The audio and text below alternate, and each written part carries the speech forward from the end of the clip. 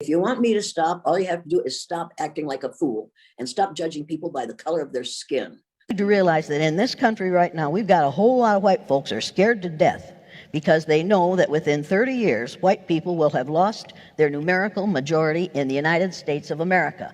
And if you haven't read that book in which he says, the biggest problem confronting this country today is there are too few white babies being born in this country. If we don't solve this problem and solve it quickly, white people will lose their numerical majority, and this will no longer be a white man's land. Now, I know a whole lot of Native American people, of First Nations people, who don't think this is a white man's land. For the West, and especially for America, everything that made them who they are is denied.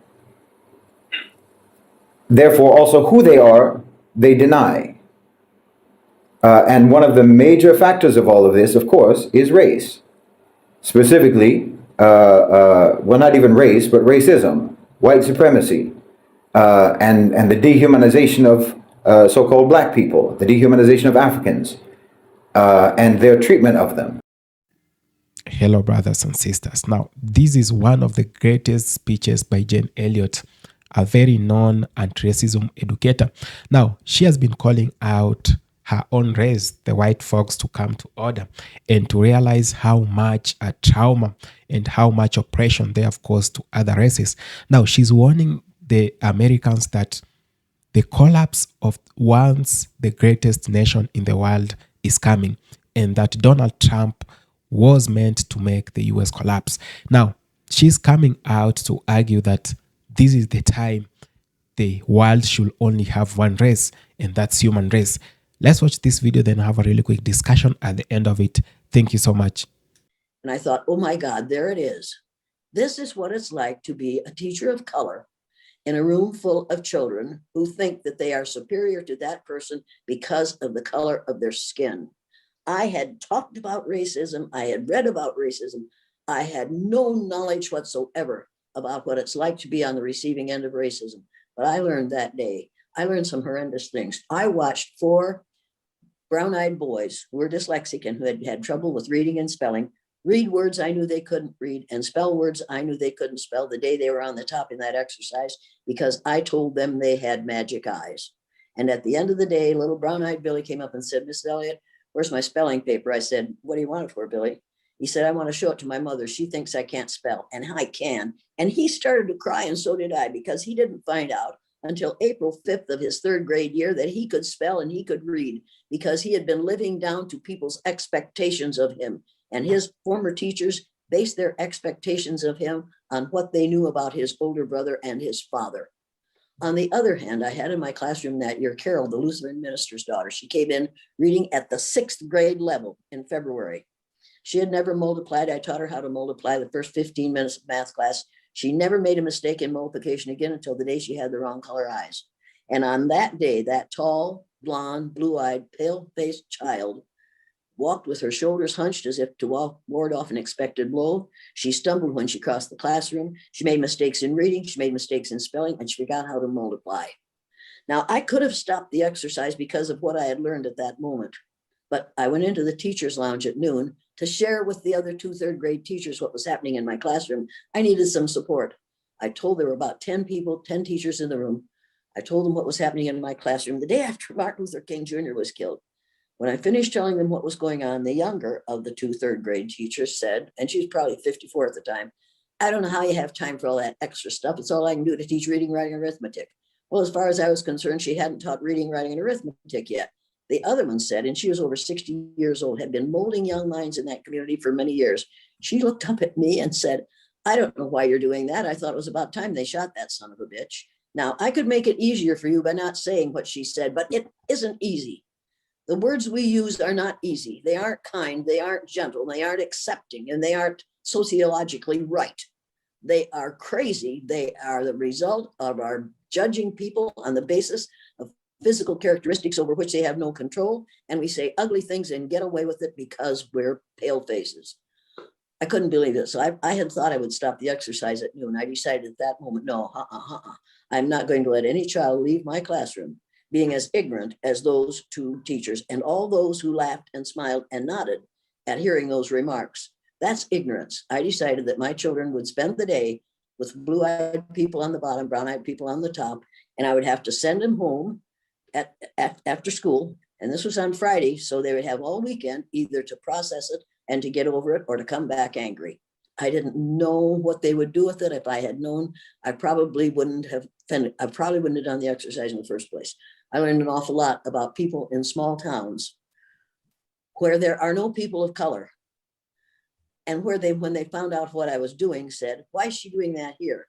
We don't have any racism here. We don't have any N-words. You don't have to have people of color to have racism. All you have to have is ignorant people who suffer from self-imposed ignorance. Because people, we could stop being ignorant where race is concerned if we decided to educate ourselves. On Monday, I went back into the classroom and the most amazing thing happened. I thought, because I had heard the blue-eyed boys talk about what they were going to do to the brownies when they got on top, right, they were talking about that on Friday. I heard them in the restroom saying what they were going to do to the brownies. So I was sure that Monday was going to be hell. Walked into the classroom, reversed the exercise, and it was just amazing. Blue-eyed people were much less vicious to the brown-eyed people than the brown-eyed people had been to them. Oh my God, and I did just what you're doing.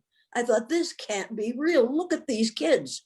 They suffered at the hands of these little monsters, and look at how kindly they're treating them. Look at how they are refusing to do to them what was done to them. So on Tuesday, before we discussed the thing at all, each child wrote a 4-paragraph composition telling how the child felt on Friday, how the child felt on Monday, who Martin Luther King Jr. was, and what discrimination is. After they had finished writing, we got in a circle. In the magic circle, what you say will be accepted. And I said to those little kids, people, you blue-eyed kids said you were going to get even with the brownies. That's what you said you were going to do on Friday. Why didn't you get even? And those blue-eyed kids that year and every year after that said, because we found out how it feels to be treated that way when we were on the bottom. And we weren't going to make anybody feel the way we felt when we were on the bottom. Now, if pale faces in this country, if what we call white people in this country, and we've got to stop using the word white, because you can see my shirt, it's white, my hair is white, my skin is not white. There are no white people. This is the color of human skin. Human beings come in different shades of brown.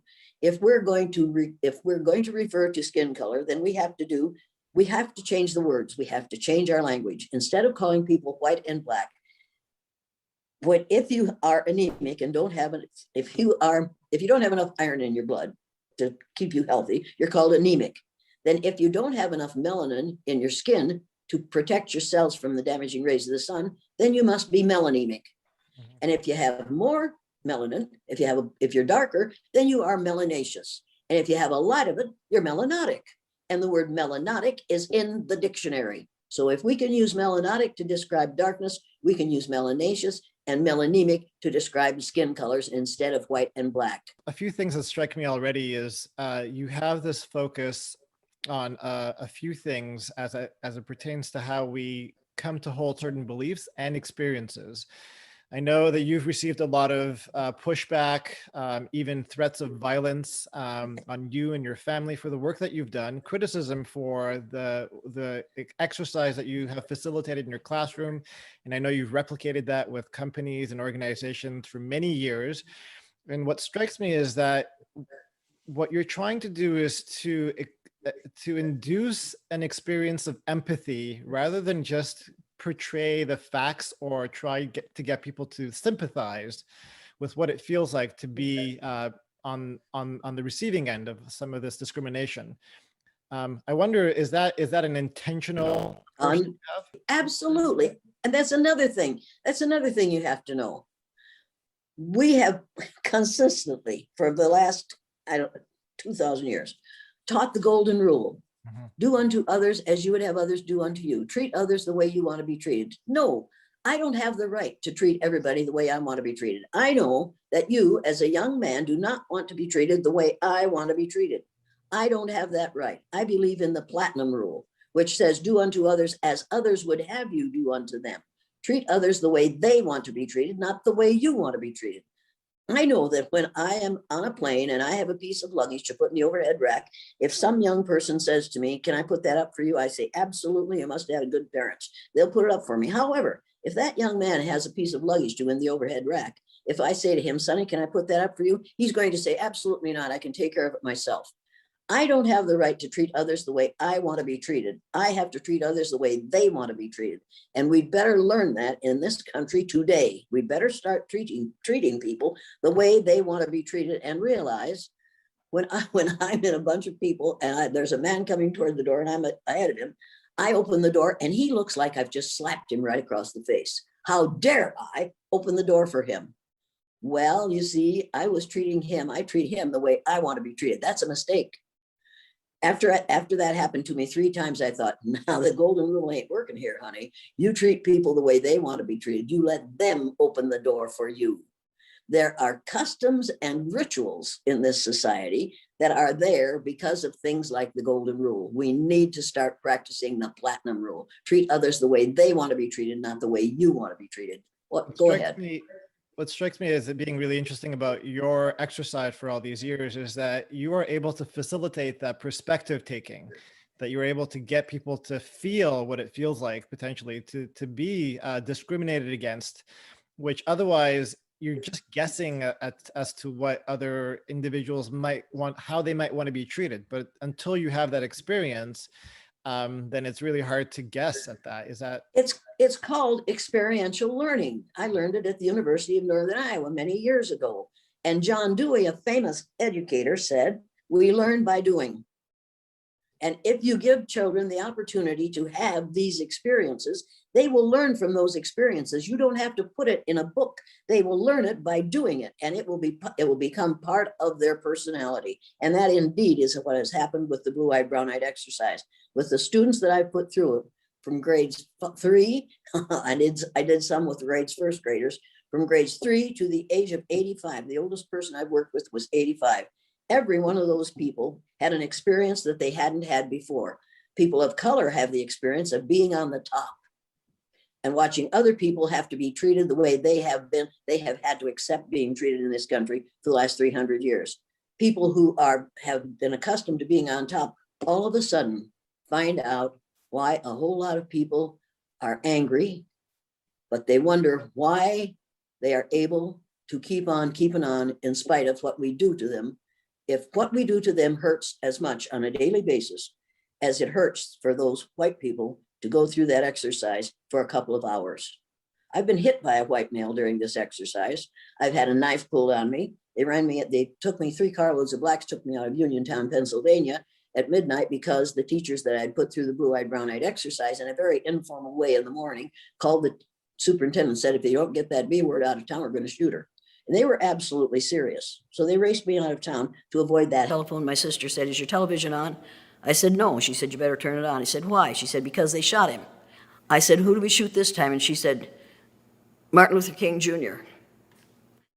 And I couldn't for a minute think that the world was still spinning. There was no way I could explain the ignorance and the lack of civility and the unchristian behavior that this country was exhibiting with the killing of Martin Luther King Jr. And I was crying and I was upset and I was angry, I was furious. And I got my husband's supper ready. He worked at Oliver at night at that time. And when he came home, I said, tomorrow, brown-eyed people are going to be on the top in my classroom and blue-eyed people are going to be on the bottom. He said, Jane, you'll lose your job. I said, if I lose my job for teaching something they need to know, I don't want a teacher. So I went to school.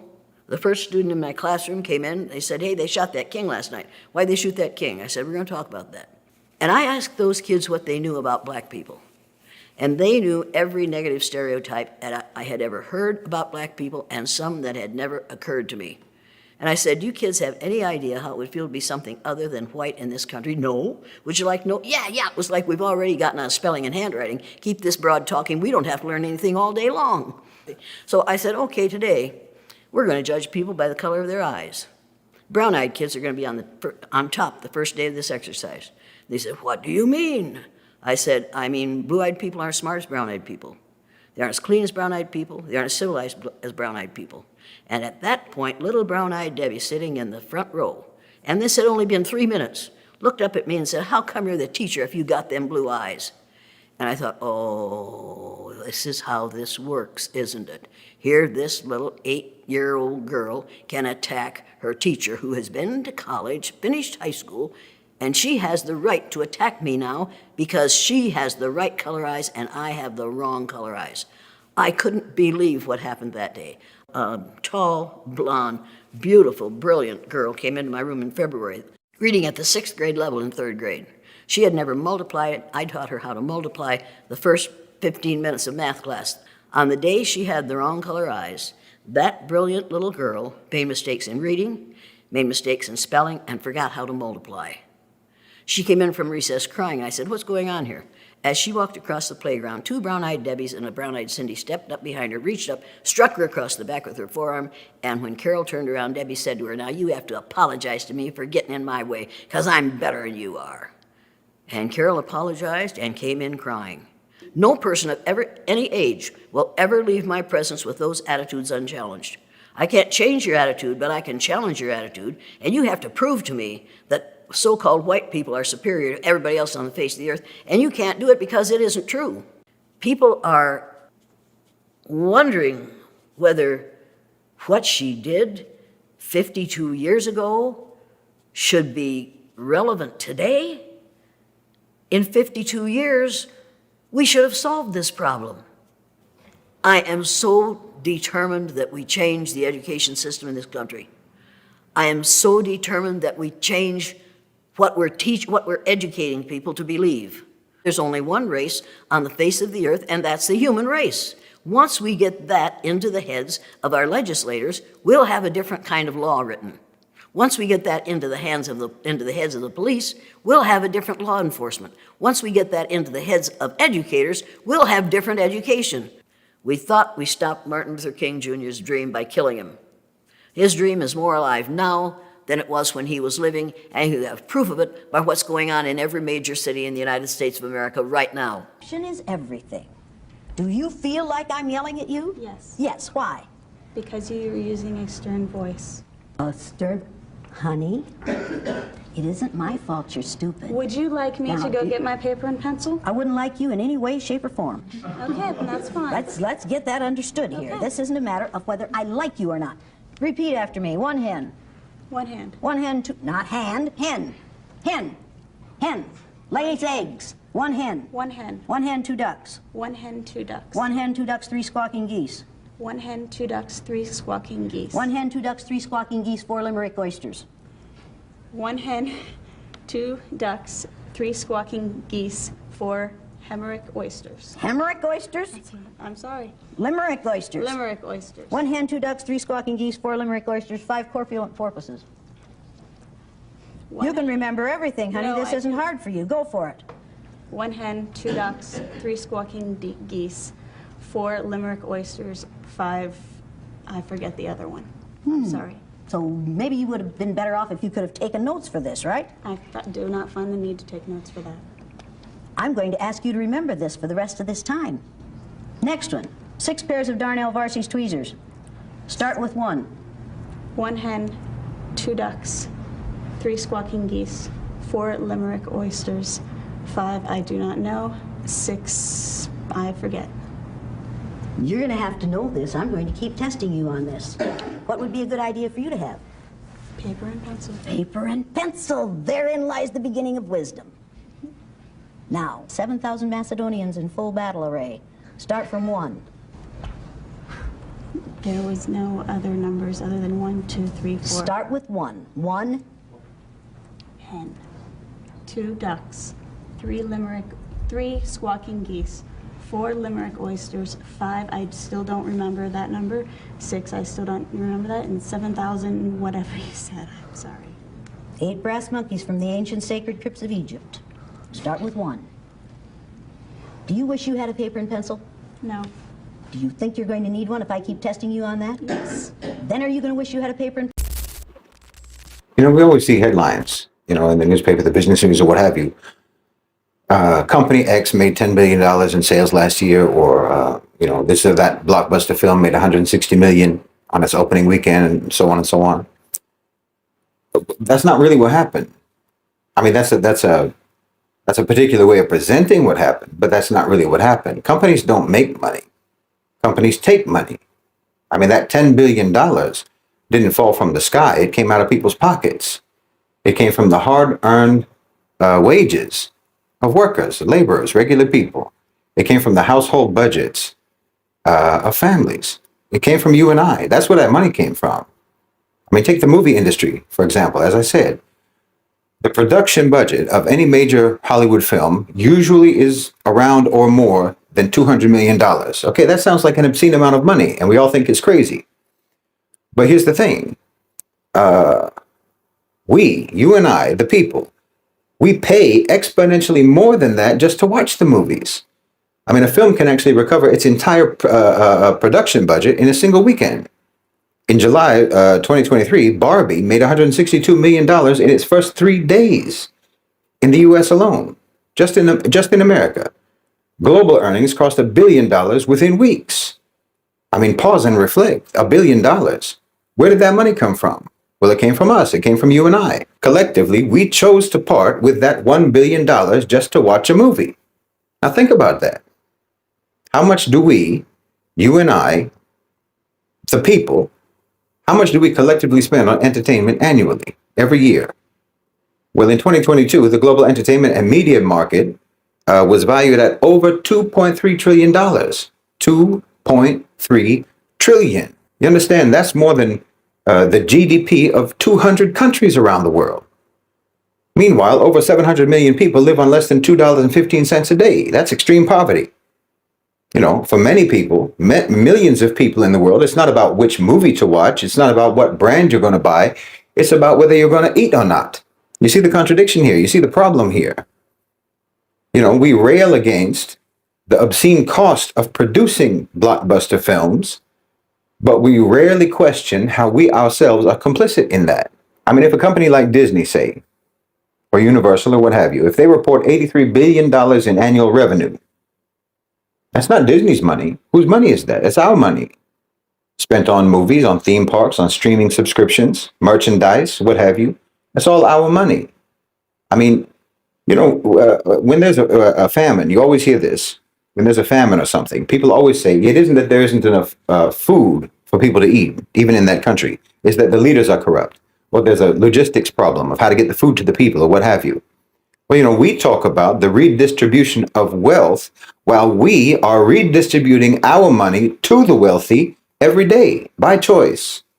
Regular average people are able to mobilize over $2 trillion globally every year just to hand over to the entertainment industry. Imagine, you know, we talk about how obscene it is that they spend that much money on a Hollywood blockbuster, on a Hollywood movie. We talk about how disgusting that is. And we say, well, why couldn't they spend that money helping the poor? Well, they spend that money because they know you're going to pay them back. You're going to reimburse them all of the money that they spend making that movie, all of the hundreds of millions, tens of millions of dollars at least, that they spend making that movie. They know that you, the people, you and I, are going to reimburse them that money plus profit. They know they're going to make all that money back from us. But we ask, why don't they spend their millions helping the poor while we're spending our millions paying off their millions of what amounts to debt? We're paying off the richest debt every day. We're choosing to do that instead of ourselves helping the poor, for example. We blame them for spending all of that money on a blockbuster movie when we're spending more than that to watch the blockbuster movie when we could be spending our money helping each other. You know?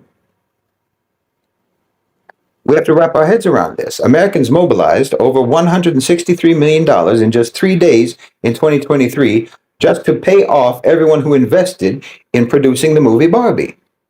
That's like a debt that's owed by the wealthy that you and I paid off for them. Please understand me. Imagine if even a fraction of that money, a fraction of that spending could be redirected towards solving real problems. I mean, consider, according to UNESCO, it would take just $39 billion annually to provide quality education to every child on this planet. $39 billion. That's less than what Americans spend on Halloween costumes, on candy and decorations every year, just for that one holiday. Imagine if the billions that we pour into frivolous consumption The amount that we pour into frivolous consumption could be reallocated towards housing the homeless, towards funding healthcare, towards empowering our communities. Why not? I mean, imagine the transformation that that would cause. This isn't some utopian fantasy. It's literally just a matter of reordering our priorities. We don't actually have to wait for the government to do it, for any government to do it, for any politician to do it. We have to take responsibility for ourselves. We all know that politicians aren't going to do anything. We already know that. We know that all they ever do is reverse Robin Hood against the population. No, we have resources. Just like what they say about how famines, like I said, how famines are caused by bad logistics. Well, we have not allocated our resources properly. We don't even have to be Robin Hood. We don't have to take from the rich. We just have to stop giving to the rich. We have to understand the system that we're participating in. Corporations don't exist to enrich you and I. They exist to enrich themselves. Every dollar that you give them, every dollar that you give. Hello, brothers and sisters. I really do hope you're all doing fine from wherever you're watching this channel from. Now, Jane Elliott is a renowned educator who has been going around fighting racism and is contracting whatever the system has installed in the minds of the people for years. Now, she has been talking about the systematic racism that has been taking place in the US for the longest time. She has been calling out the US government and the US citizens to take responsibility of their own actions and stop blaming it for whatever reasons. Now, Jane Elliott has been saying that the US is set for a distraction and the white people are going to be minority if they are not careful. Not my words, her words. Now, she has been calling out on her race, the white race, to come out and embrace unity and embrace humanity instead of consistent and continuous fights with other races that are considered minor or minorities in the US. Now, Jane Elliott has been saying that if the US is not that very keen, if the white folks are not that very keen, that the black folks are going to be far ahead of them. Not because it is systematically set that way, because the system was set for some people to be oppressed, for others to climb the ladder and be up. But she says it is going to happen because the wrath of God is going to befall the US. She has been warning people about political pretenders. She has been warning people about those people who will come and bring back slavery in the US or will try to do so. Now, Jane Elliott did warn people about whatever is happening today in the US. The government has been having a shutdown. Now, we are having a problem, a serious problem with security matters in the US. Many people do not feel safe according to whatever, at least whatever many people are saying right now, that according to the surveys that are being done, most of the people in the US no longer, about 60% no longer feel safe again. They feel like their life is at a threat, And these are some of the things that Jane Elliott was talking about. She was talking about when you go to the ballot and vote, not because of the policies, not because of the person or personality, but because of the hatred you have for your brothers and sisters. She has kept on saying that the US needs a renaissance, and there is a period which comes, or which that will come, when all the people in the US will be regretting whatever they have done for years. Now, I want to bring you back to something which is very crucial. And this is whatever I've been saying for a very long time. And if you're a member of this channel, you actually know that the US, Europe, were built on the backs of slavery. It is slavery that built these countries. The slaves who were taken to the US from Africa, who were taken to the Cannibal Islands from Africa, those who were taken to Europe, to the UK by the British government by then, all these people are the ones who led to the greatness of Europe as a continent, and the US. Now, you might be asking yourself, how did this happen? How did this? They were just farming. Yes, of course, They were taken there to farm and to produce mass labor. And this is one of the factors that propelled industrial revolution to take place. It is the industrial revolution that turned around the world, that made the world to look whatever the way it is right now. It is the industrial revolution that made it possible for the US to be a superpower after World War. It is the industrial revolution that took place between 1890s to mid 1940s and 1930s that has made the world to be the way it is. And thanks to slavery, thanks to slaves from Africa, that all these countries and the continent is great. However much the US will try to ignore the voices of the black people, however much they are going to try to systematically do it, that the black man should not be whatever he or she is supposed to be.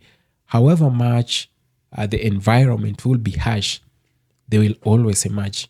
You remember, it is 200, 300 years back since the last time the children of Africa were taken from this continent. And now look at how things are going. Most of them have come out to be very brave. They are doing well in business. They are doing well in politics. They are doing well in their lives. I might not want to debunk the fact that others have not yet made it, but actually a good number of them are making a progress in life. And this is why you might be seeing a lot of videos of our white folks and the rest of other communities in the US and across Europe wondering, how are the black people making it? These people have gone through a lot in the US, have gone through a lot across the world, that they were made to believe that themselves they cannot achieve it, that they needed someone else to achieve it for them. They needed someone else to show them the direction. But we are in the 21st century, and you can see how things are turning out to be, that things are quite unfolding in a way that most people didn't expect. So, brothers and sisters, I'm here to say the same thing Jane Elliott has been saying. I'm here to reestablish that connection which was lost between humanity. And I'm here to insist and to give it more reason for the message that Jane Elliott has been saying over the years, that we need each other. It doesn't really matter if you're from black, you're white, you are red, or you are Indian or Hispanic. It doesn't really matter. We are all human, and we all come from one race, and that's the human race. Let's not only talk about unity when it matters to you alone. Don't talk about coming together with your brothers and sisters just because you're in trouble, you're troubled by something, or because you are suffering, or because they are doing better than you do. Now, go and ask for things that will help you and help your brothers. Ask for that unity which will not only benefit you, but will be of benefit to everyone who is going to do it. If we insist on saying that we are people of the human race and we all matter in equal measures, so why do other people want to be superior than the rest? Why are they asking for unity when when they are suffering and they do not want to unite with the rest of the world because they think they own it, Unless they're suffering, unless things are not going well for them, unless they voted a wrong leader, that's when they come out to ask for unity from you who didn't help them vote for that bad leader. This is the time, brothers and sisters. Let's not lie to each other. Let's not keep these lies going. That we need each other in equal measures. We need each other, whether in happiness or in sadness, because it doesn't really matter when the country is doing good about unity. It matters a lot when the country is doing bad. And you can only achieve a better country or a good country. You can only achieve better leadership when you're united and when you talk in one voice. The moment you're disunited, the moment you're divided, that's when the political class will take good advantage of you. They loot from left, right, center to anywhere. They'll loot everything and they'll make you crumble and suffer. They will make your economy fall so bad that you won't even recognize your own country. So, brothers and sisters, a lot has been said by Jane Elliott over time. A lot has been said by Louis Farrakhan over time. A lot has been said by the late. A lot was said by the late Junior. Malcolm X. A lot was said by Marcus Garvey. And King Jr. So if we are to make it in life, we need each other. That's why Malcolm X and Marcus Garvey, and Junior were talking about the unity of the black folks. Why were they very adamant about this topic? Because they knew whatever unity could do, that you cannot do alone. That the system cannot oppress you when you're united. You can confront the system if you're united. But in division, the system will easily take one of your own down. Not that. Thank you so much for having taken your time to watch this video. I really appreciate. See you in our next episode. Thank you. Adios.